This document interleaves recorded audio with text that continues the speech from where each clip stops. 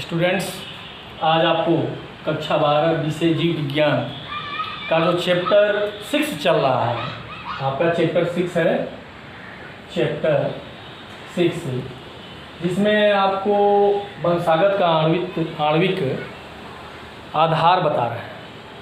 वंशागत का आणविक आधार बताते समय आपको मैंने बताया था कि न्यूक्लिक अम्ल का खोज हुआ और दो प्रकार के न्यूक्लिक अम्ल डीएनए और आरएनए खोजे गए। किस प्रकार से डीएनए और आरएनए का निर्माण होता है, शर्करा, फास्फोरिक अम्ल और नाइट्रोजनी क्षार के द्वारा आपको बता चुके हैं कि न्यूक्लियोसाइड बनते हैं, न्यूक्लियोटाइड बनते हैं और कई न्यूक्लियोटाइड मिल करके पॉलीन्यूक्लियोटाइड बनाते हैं।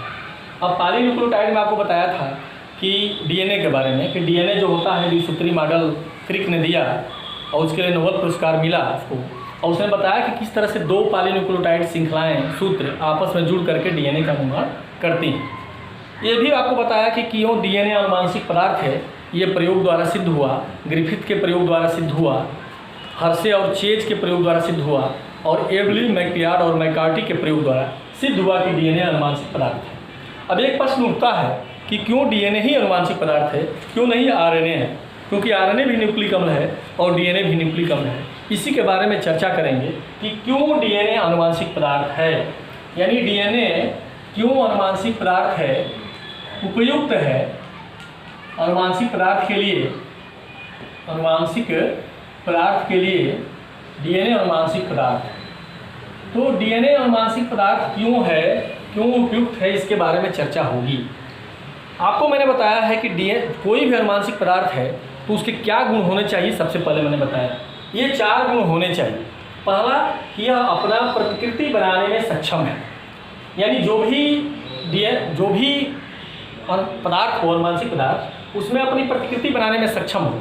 यानी वह जैसे मान लीजिए एक अपना ये डीएनए है तो यह डीएनए अपने समान डीएनए बना सके, रिप्लिकेट कर सके। इसको क्या कहते हैं? प्रतिलिपिकरण। प्रतिलिपिकरण यानी अपने समान वो सूत्र बना सके, प्रतिलिपि बना सके, एकदम जस्ट लाइक फोटो कॉपी बना सके। डीएनए में यह गुण होता है कि वह अपने समान फोटो कॉपी, अपना प्रतिलिपि बना सकता है। क्यों आरएनए उतना सक्षम नहीं है जितना कि डीएनए सक्षम है अपनी प्रतिलिपि बनाने में। लेकिन कहीं कहीं आरएनए भी अपनी प्रतिलिपि बनाता है। कुछ वायरस में ऐसा देखते हैं आप, तो वहाँ अनुवांशिक पदार्थ का कार्य आरएनए करता है। जो आरएनए वायरस, जैसे एड्स वायरस है, जैसे कोरोना वायरस है, उनमें आरएनए पाया जाता है और वह अपनी प्रतिलिपि बना लेता है। लेकिन डीएनए प्रतिलिपि अपने बनाने में वह ज़्यादा सक्षम है आरएनए के अपेक्षा। इसलिए डीएनए अनुवांशिक पदार्थ ज़्यादातर जीवों में होता है। यद्यपि कुछ वायरस में आरएनए भी प्रतिलिपि बनाता है, इसलिए वहाँ अनुवांशिक पदार्थ का कार्य करता है, जैसे आरएनए वायरस जिसमें होते हैं।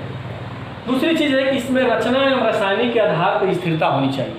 आप देखेंगे तो डीएनए जो होता है उसकी रचना और रासायनिक जो आधार है वो स्थिरता ज़्यादा होती है। क्यों होती है? तो आप जानते हैं कि डीएनए की संरचना में आप जब डीएनए को गर्म करते हैं तो गर्म करने पर इसके दोनों सूत्र अलग अलग हो जाते हैं। जैसे आपने इसको मान लीजिए डीएनए है ये, और इसको आपने ताप दिया तो ये डीएनए के दोनों सूत्र अलग अलग हो जाएंगे, ये दोनों अलग हो गए। लेकिन जब इसको ठंडा करेंगे, आप ठंडा करते हैं तो ये दोनों सूत्र फिर आपस में आकर के मिल जाते हैं। ये दोनों यहाँ पर अलग हो गए सूत्र, लेकिन जब इसको ठंडा किया तो दोनों आकर के सूत्र आपस में पुनः पहले जैसे हो गए। यानी इसमें काफ़ी स्थिरता है। ये दोनों सूत्र अलग अलग होते हुए भी इनको गर्म करने पर ये दोनों सूत्र अलग हो जाते हैं, लेकिन पूरा ठंडा करने पर आपस में मिल करके ये पहले जैसी स्थिति में आ जाते हैं। यानी इसमें स्थिरता है।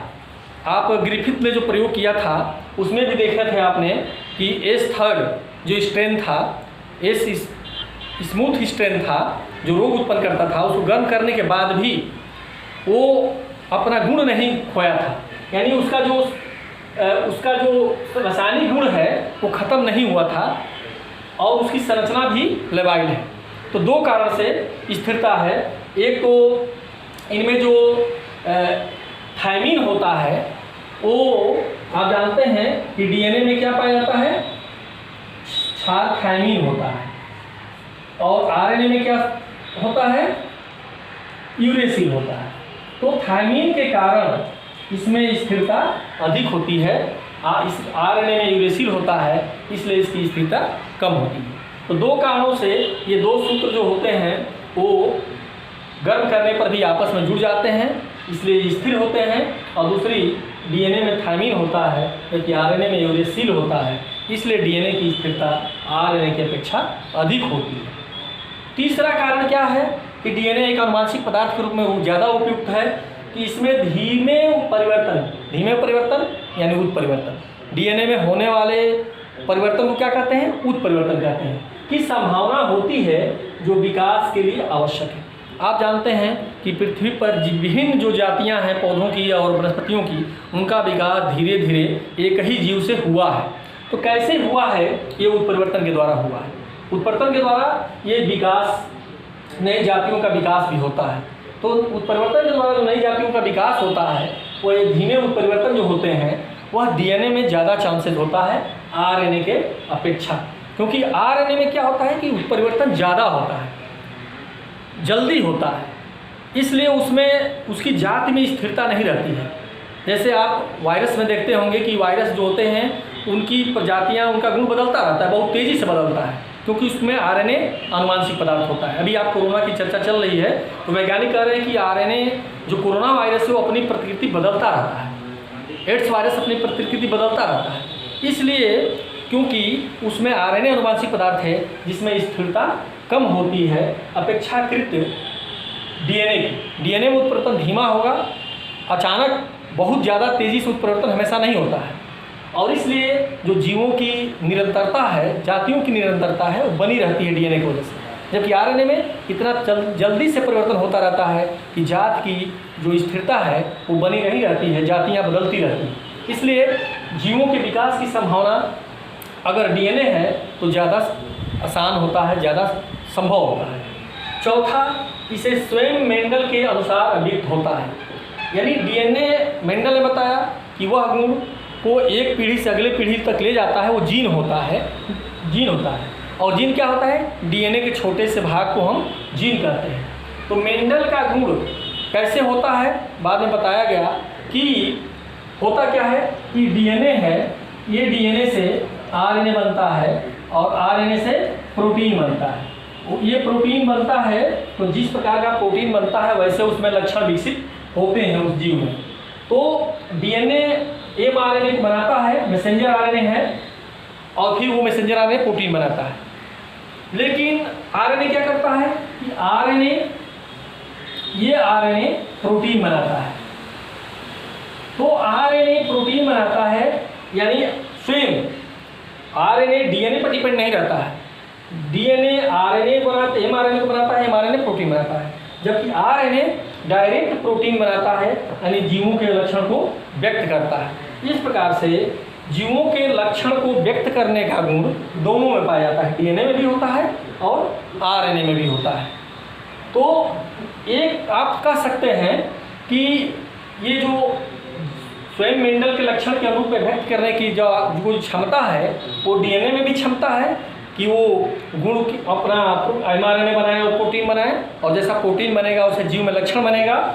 और आरएनए में भी ये क्षमता होती है कि वो डायरेक्ट प्रोटीन का निर्माण करे। तो डीएनए जो होता है आनुवांशिक पदार्थ के लिए, तो आप कह सकते हैं रिजल्ट निष्कर्ष में कि डीएनए आनुवांशिक पदार्थ के रूप में सबसे उपयुक्त है।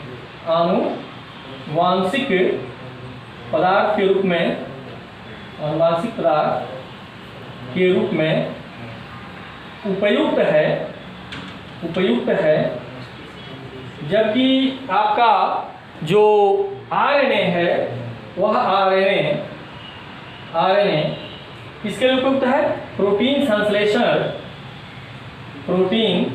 संश्लेषण और ये कह सकते हैं अनुकूलन के लिए। प्रोटीन संश्लेषण और अनुकूलन के लिए आरएनए ज़्यादा उपयुक्त है, जबकि डीएनए आनुवांशिक पदार्थ के रूप में ज़्यादा उपयुक्त है। इस चारों पॉइंट को समझने के बाद आप ये निष्कर्ष पर पहुंच सकते हैं कि डीएनए एक आनुवांशिक पदार्थ है और उसके लिए ज़्यादा उपयुक्त है अपेक्षाकृत आरएनए के। और आरएनए प्रोटीन संश्लेषण में भाग लेने के लिए सक्रिय रूप से और जीवों के अनुकूलन के लिए उसके अपेक्षा अनुकूलन कार्य के लिए डीएनए की अपेक्षा अधिक उपयुक्त है, ऐसा आप कह सकते हैं इन चारों बिंदुओं को अध्ययन करने के बाद।